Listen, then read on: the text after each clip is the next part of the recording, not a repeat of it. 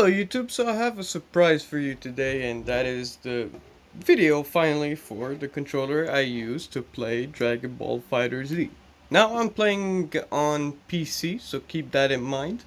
This will not work on PS4 or Xbox. I'm not sure about Xbox though. You can go check that online and probably get the answer to it. There are other controllers made by Retrobit, so you could have a very good D-pad to play with if you choose the right controller, if it works with PS4. Now I'm gonna start with this.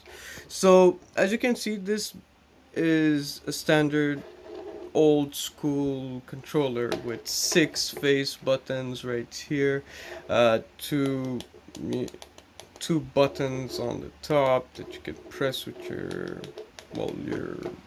index fingers, and a godly D-pad.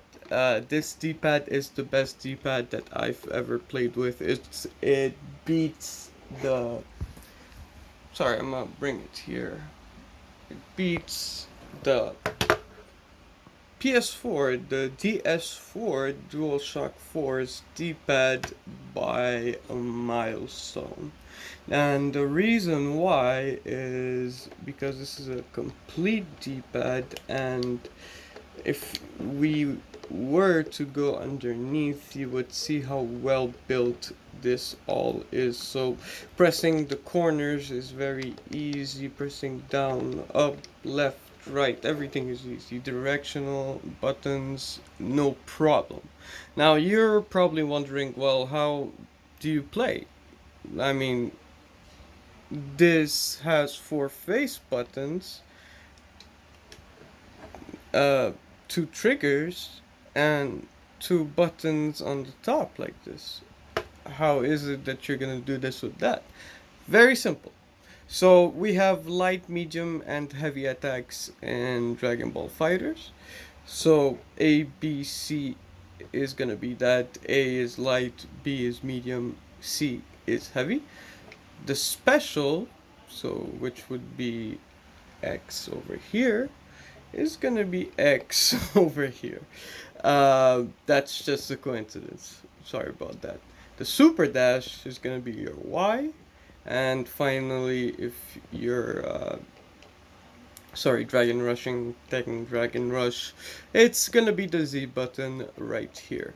So you could probably guess by now that the L and R buttons are gonna be used for assists. So this is your sorry. L is your first assist, and R is your second assist. And now you're probably wondering, if this is my setup, how do you use Spark Blast? Okay, well, you could press these two, or you could set your controller for mode, and once you press mode, it's gonna Spark Blast. That's what I've done. You just have to go tweak the settings. It's one little tweak. If you want a video on how to set up this on Steam, I can do that. Just ask for it in the comments.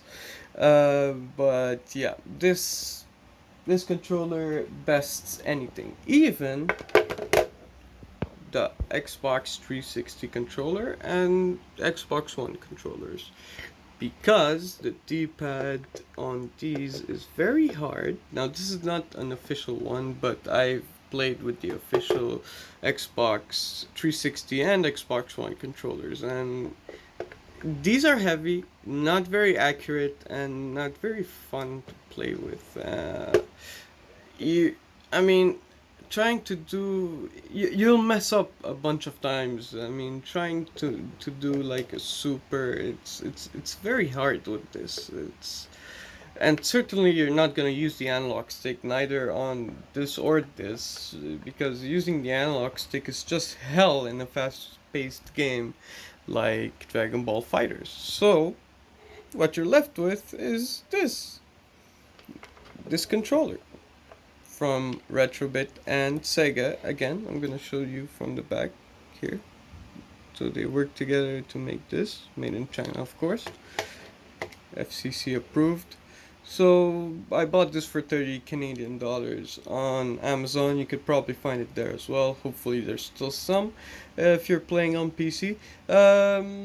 If you find something else, well, try it out. Let me know if your controller, how it's doing. I'm curious to know what you guys are playing with, and if you're playing with analog sticks or D-pad, or what's the deal going on, either PS4, PC, or Xbox. Just leave it down there in the comments. I will have a look at it.